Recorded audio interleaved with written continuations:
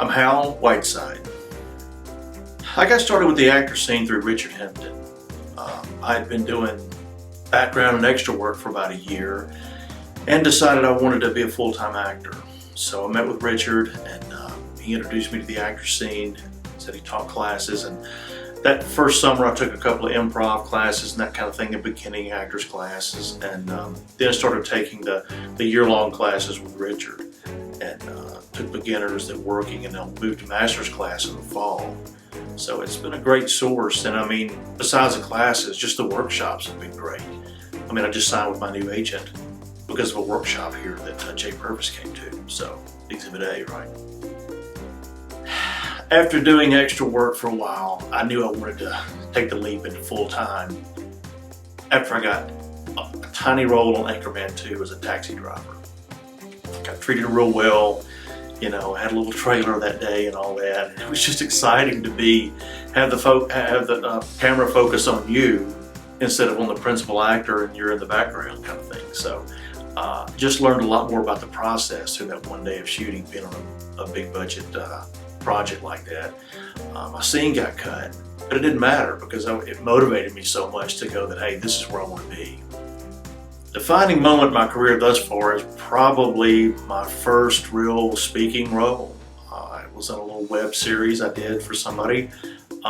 You know, I had the chance and the opportunity to build a character, which was nice, and you know, have enough lines and dialogue to support it. You know, and just knowing that I could pull it off, I guess that was such a motivator for me. I had about 5 or 6 pages of dialogue and 2 or 3 scenes, and just the confidence to help me move forward and know that, hey, I can do this. As far as using techniques, I think that everybody needs to take classes and be training all the time, no matter what level you are. But I think when you're initially learning the techniques, I think it's important, in my opinion, is to learn what suits you best. You know, a mechanic's not going to use every tool in his toolbox every job he does. Same for actors. Just because we know all the techniques that we go into every scene and use every technique and we got to do this, you don't have to do anything. You can just do what completely comes natural to you. But you know, the more you learn and the more you train, the more natural those techniques do seep into when you're building a character and doing a scene. And even sometimes you can practice and practice and rehearse, and then you get on set and you find out that you're using these techniques just seamlessly without even thinking about it. For me, it's Meisner. But you know, there might be a scene where I don't use it at all. So I think just having the knowledge and the training under your belt and having those techniques in your toolbox to be able to use them when you want. Yeah, I have a few roles on the horizon. I have one small role in a feature when the dust settles. It's going to be shooting later this summer, hopefully. But I'm really excited about being involved in Georgia Independent's short film anthology. It's produced by Richard Hampton and NR Image Productions. As a matter of fact, we just shot half of the last one here at the actors scene, which I've been involved in other independent projects that I've shot here at the actors scene as well. But the anthology is going to be 6 short films, and the idea is to promote Georgia talent from cradle to grave, or I should say cradle to screen. It's written in Georgia, directed, produced, on the cast, crew, edited, everything's done here in Georgia and local.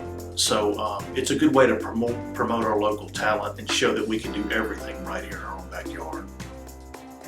Well, for me, I spent 25 years in corporate America in the logistics and transportation industry, which was a competitive arena, but nothing like acting. I mean, you know, this is one of the most competitive things I've ever experienced in my life. What keeps me motivated, keeps me going, is just sheer persistence, always getting that next audition. I mean, my job is auditioning, is the way I look at it. You know, I look at an audition as a chance to perform, and that might be my only chance to perform every week. You know, I might have 7 auditions one week, but I might not have another one for a couple of weeks. So I put everything into each one, no matter how small the project or the role or the character. I build the character, and to be able to have a quick turnaround on auditions is key, because you never know when you're going to get bombarded with, you know, like I said, 5 to 7 in a few days' time. But you have to be persistent, and have to have realistic expectations. I mean, your goal can be to book every project, but it's not going to happen. And we all know that as actors. But the realistic expectations would be, hey, I want to book 1 out of every 10 or 1 out of every 30 or something like that.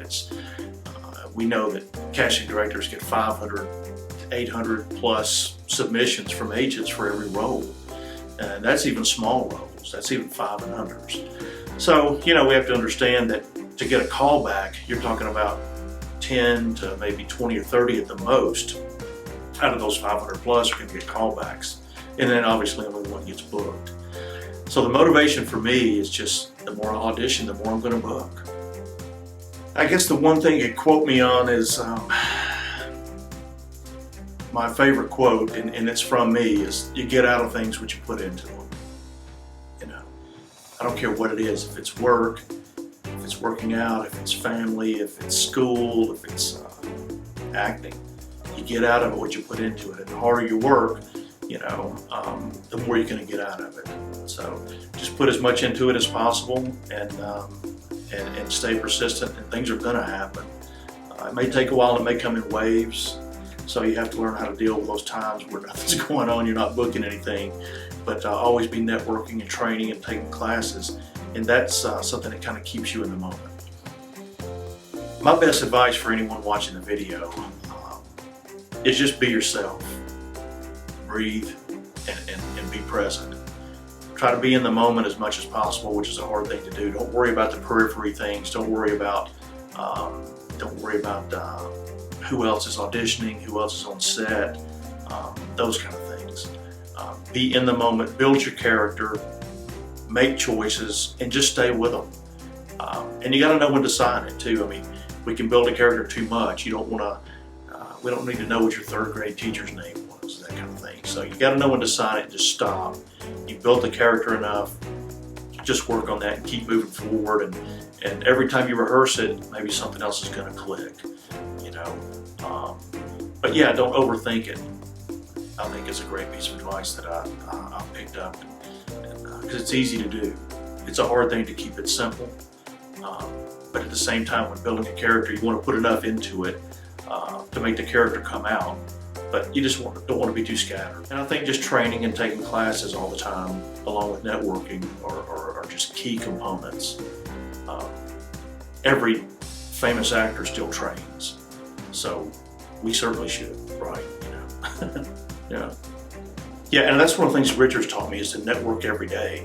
I mean, if you're not networking now, then 90 days from now, you're not going to be working that week, So when you look back and go, okay, I wasn't networking enough 3 months ago, that's why you're not working today. So you always got to be networking and booking things. And two, I think a good piece of advice is just to get on set. Submit. I'm not saying submit for anything you're not comfortable with. We all want to be, in that comfort zone. But at the same time, submit for features, short films, independents, web series, low budget, no budget.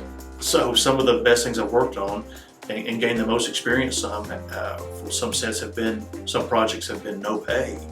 So, we can't keep doing that all the time, but at the same time, be sure that you do your homework, know who you're dealing with, take the production company, the producer, director, any names you can get, and Google them.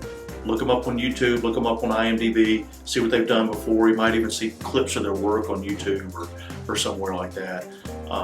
So that can kind of determine sometimes whether you want to submit to something or not. But my advice is not to be so picky. Go ahead and submit. If it's a role you're comfortable with or a project you're comfortable with, submit to it and get on set. I think it's a key component just to, because you never know when those people are going to audition you for something, and they may not use you for that role, they may use you for another role, or they may use you for the next project. So you just never know when you're networking like that and get in front of people. That's what's going to get you on the set.